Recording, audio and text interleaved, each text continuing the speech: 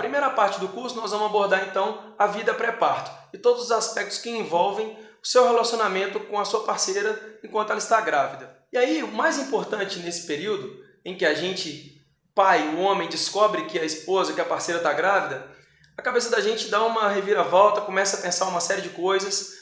E uma coisa muito importante de se pensar é qual a expectativa que você tem com isso, qual a expectativa que você tem com o nascimento do seu bebê, qual o bebê que você está idealizando na sua mente, se ele vai ser um bebê bonitinho, se ele vai ser educado, se ele vai pegar birra, se não vai. Quando a gente descobre que a gente está grávida, e a gente fica grávido, né? É importante usar esse termo também, a cabeça da gente dá um turbilhão de coisas, uma série de informações que vem à mente. Então, acho que é importante você prestar atenção no conteúdo que você vai assistir daqui para frente, para que você ponha a poeira no chão, acalme as expectativas, porque não é bicho de sete cabeças. É um momento lindo, um momento mágico na sua vida que você deve aproveitar ao máximo, junto da sua família. Quando você descobre que sua parceira está grávida, e você também, vocês começam a procurar na internet uma série de informações, os blogs especializados, começam a visitar lojas com artigos de bebê. E essas lojas também na internet você consegue encontrar muita lista do que se deve comprar, do que se deve compor o enxoval do bebê, como deve ser equipado o quarto. Essas listas são muito legais, mas tem que tomar um certo cuidado com o que você vai comprar ou não. Por exemplo, uma dica importante é você perceber quando o seu bebê vai nascer. Se o seu bebê vai nascer no verão, não adianta você comprar uma série de roupas de frio. Concorda? Claro, tem que ter um ou outro bodyzinho de frio, porque pode vir uma frente fria e ser pego de surpresa. Mas, em geral, via de regras, vai estar calor naquela época que o bebê vai nascer. E aí, o que eu quero destacar aqui, nessa parte do curso, é o que vale realmente a pena comprar. Na lista tem muita coisa legal, mas eu quero deixar algumas dicas importantes para você aqui. A primeira delas é a babá eletrônica com câmera. Antigamente, as babás eletrônicas eram somente de áudio. Hoje, elas não estão mais em uso. Você consegue encontrar facilmente no mercado babás eletrônicas com câmera. Por que isso é legal?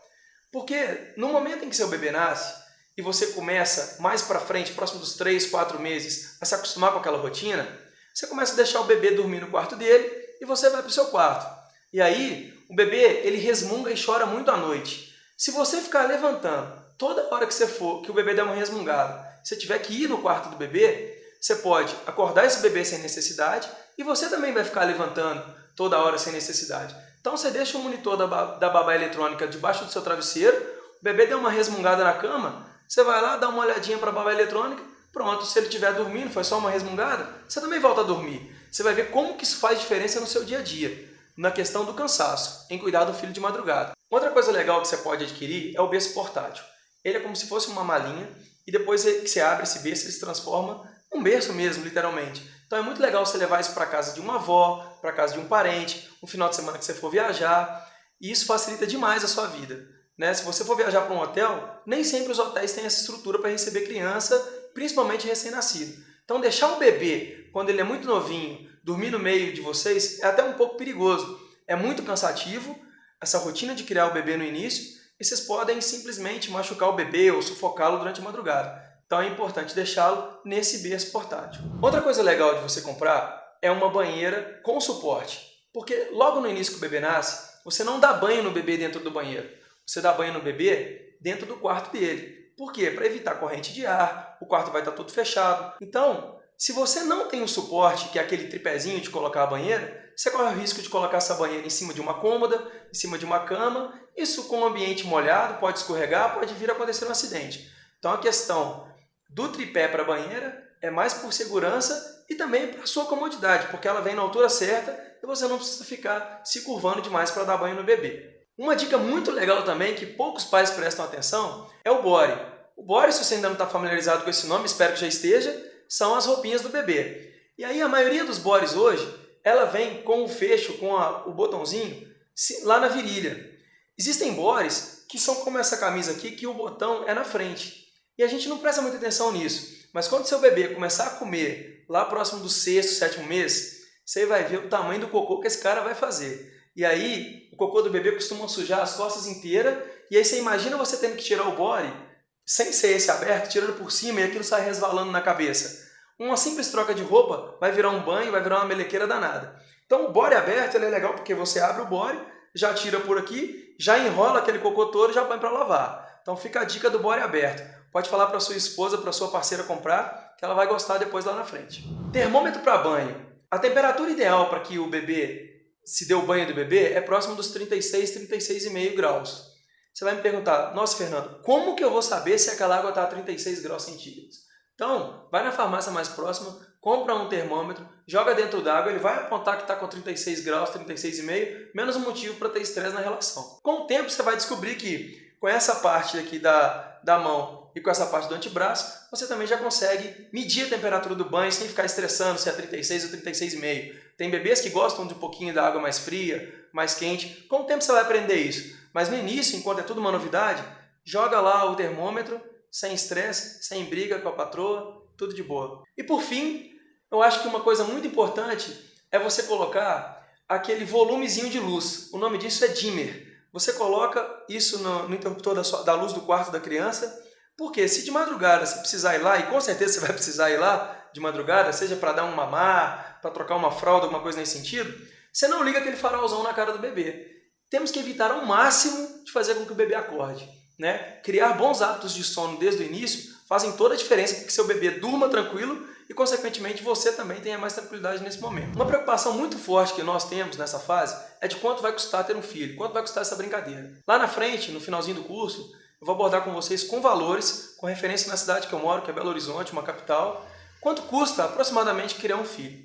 Mas agora nós estamos falando ainda da vida pré-parto, ou seja, então a resposta que eu tenho para te dar aqui é depende. Depende se você tem plano de saúde, se a empresa que você trabalha cobre todas as despesas com plano de saúde, se o médico vai te cobrar o parto ou não, se você vai querer fazer uma decoração do quarto do bebê nova, toda nova, ou se você vai simplesmente adequar um quarto que você já tem, um cômodo que você já tem na sua casa, botar só um papelzinho de parede, pintar uma parede de outra cor, aproveitar móveis antigos. Então tudo varia muito do seu apetite e do seu bolso nesse momento. E por fim, muitos pais se preocupam em fazer chá de fralda, chá de bebê, chá de sei lá o que, um monte de chá desses daí. É uma ótima oportunidade para que você junte fraldas, reúna os amigos e não fica às vezes só fazendo conta de quantas fraldas você vai ganhar versus quantas latinhas de cerveja você vai pagar. É um momento também de reunir a turma, reunir os amigos, as famílias próximas a você, que você está celebrando o momento da chegada do seu filho. Então, dinheiro é importante, dinheiro é legal? É. Mas não se preocupa só com isso nessa fase não, curta cada momento.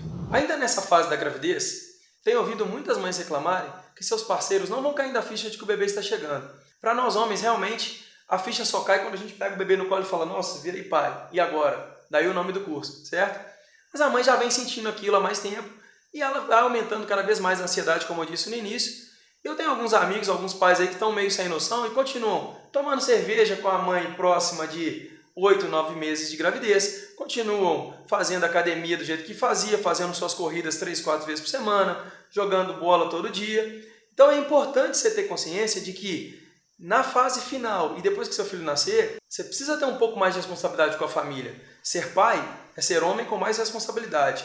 Então pegue leve nessa fase, porque se você é daqueles caras que vão pro boteco e tomam cerveja até de madrugada com a sua mulher com 8, 9 meses de gravidez, se amanhã depois a bolsa dela estoura, nem condições de acompanhar o nascimento do seu filho você tem. Então pense nisso também.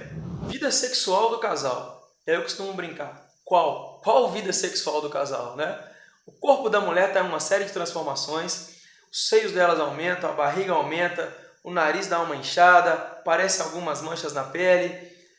Tem homem que não acha esse corpo tão mais bonito. Tem homem que acha. Não vou entrar nesse mérito aqui. O que eu quero dizer para você é, curta bastante o corpo da sua mulher, curta essa transformação. Por quê? Até por questão de autoestima. A mulher nessa fase, algumas delas costumam achar que o corpo está feio, que o nariz, como eu disse, está inchado, que a barriga cresceu, que apareceu uma estria aqui e uma outra ali.